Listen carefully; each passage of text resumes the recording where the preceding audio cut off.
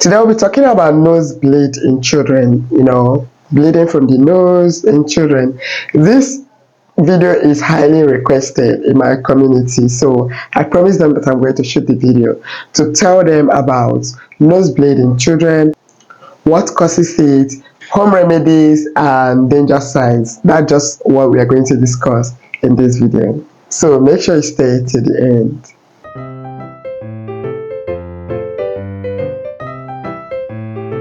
Hi, welcome back to my YouTube channel. I am Dr. Ifnaya Igeze. I talk about all things preconception, pregnancy, and childcare. So, if you want to have an easier and a very simple pregnancy journey, hit the subscription button and turn on your notification because I give out tips that will help you to stay healthy at home. Nosebleed is very common in children, especially children between the ages of 3 to 10, especially male children. Okay, so you need to understand that most nosebleed in children is minor. Yes, what causes them is also minor. But that does not mean that there may not be instances where nosebleed can be, fatal or can be very serious. All right, but just understand that most of this nosebleed you see is not a cause for alarm. You just have to know what to do, and I'm going to take you through step by step on what you need to do at home if your child or your neighbor's child is having a nosebleed. What do you need to do without panicking? And before we go into that, let's talk about what causes nosebleed in children. Number one thing here is dry air. If you're in Nigeria, you all know that nosebleed usually happens during harmattan because the air is dry, and if you are in Western countries, you know that during winter the air is usually dry. So during this period, children tend to have more nosebleed, even adults. Okay, so dry air is number one culprit. Number two is nose picking. Yes, picking your nose. Okay, when you pick your nose, there are blood vessels that carries blood that are clustered, in this anterior part of your nose, the front part of your nose, and they are very fragile. So when you pick your nose, you can push them, irritate them, and they can easily bleed. I know that children pick their nose a lot. This is why nosebleed is very, very common in children that pick their nose. Number three is blowing nose forcefully. During harmattan or dry period, people tend to have blocked nose, nasal congestion, not breathing fine. So they tend to blow. So when you blow, the pressure is built up in your nose, and this pressure can rupture those tiny, tiny blood vessels I told you about, leading to bleeding. Number four is allergy.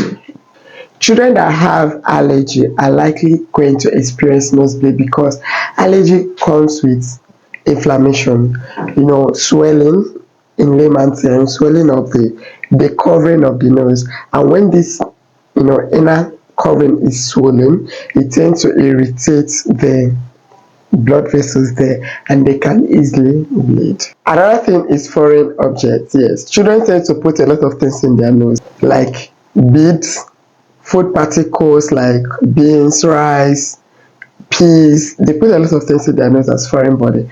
This foreign body, you may not know about them. All of a sudden, you see your baby, discharge is coming out from one part of the nose because there's a foreign body there.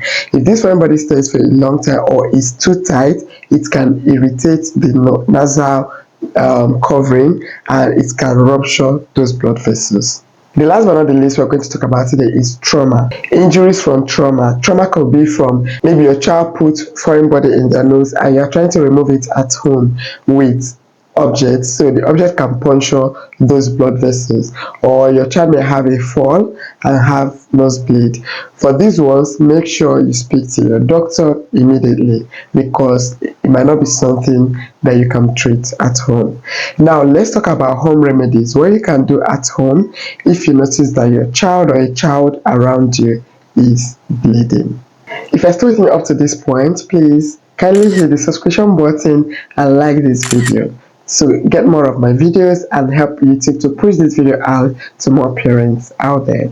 Number one home remedy is to relax, remain calm.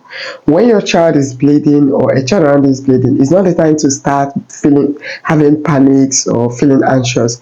You need to relax, because when you are relaxed, the child is relaxed, the child is calm. Okay, so reassure the child that it's a minor thing, that you are in control and you're going to take care of it, so that the child will not start panicking. Okay, tip number two, make sure the child is seated upright and lean forward. There's this, when we are growing up, once you are bleeding, they tilt your neck like this, like tilt it back so that the blood can go back. No, don't do that, because when you tilt it, the blood goes back and goes into the throat and it can irritate the baby, or the baby can even aspirate the blood. Okay, so what you need to do is to keep the baby upright and lean forward. Okay, and when you have done this, the next step to do is to apply pressure. How do you apply pressure? By pinching the soft parts of the nose. There is a bone here, and once you come down, you see a soft part. See, you see there is a soft part here. So pinch these soft parts, pinch it for like 10 minutes. You can do 5 minutes, then just continue for 10 minutes up to 20 minutes. Pinch it continuously for 10 to 20 minutes and the bleeding is going to stop.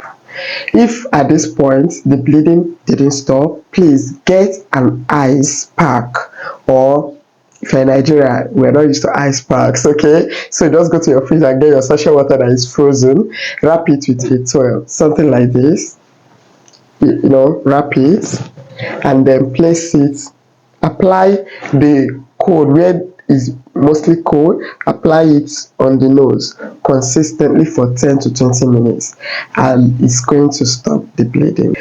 If at this point the bleeding has not stopped, another thing that you can do is to humidify the air in the room, especially if you are outside the country and you have a humidifier.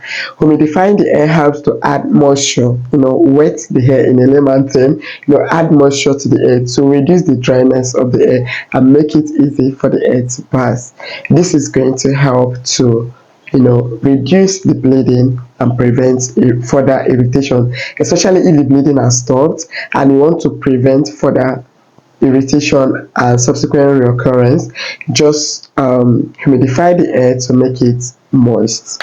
The last but not the least is to prevent your child from picking the nose after the bleeding has stopped, because the blood vessel just sealed and any picking can easily lead to trigger another bleeding. So encourage your child and monitor your child to make sure that they don't go ahead to start picking their nose.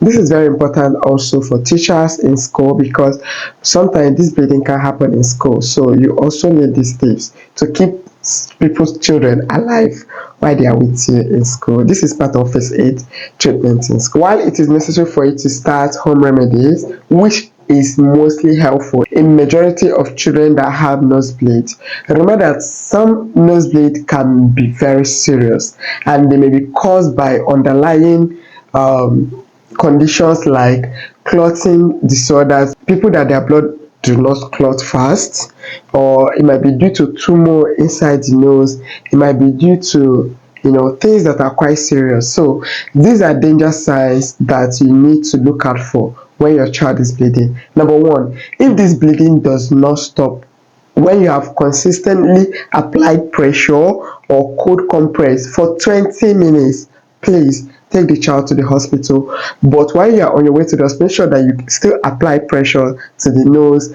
and also continue your cold compress while you're going to the hospital.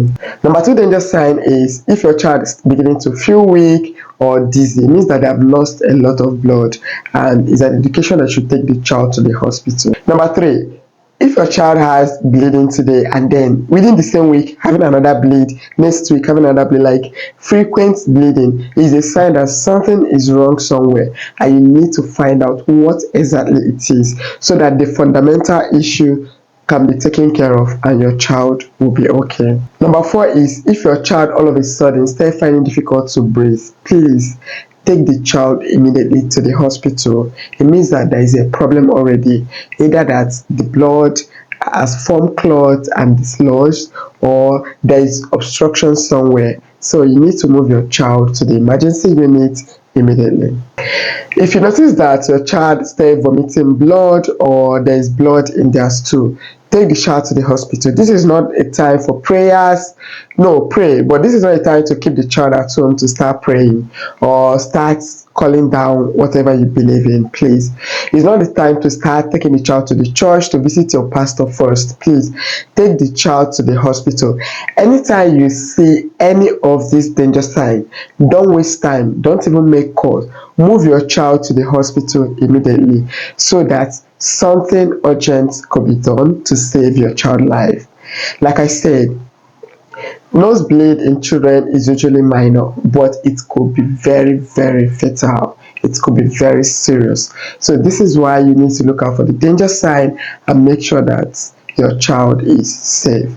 Thank you so much for sticking to the end, and I hope you have learned something, whether you're a parent or a teacher, to help you to take care of any child bleeding around you.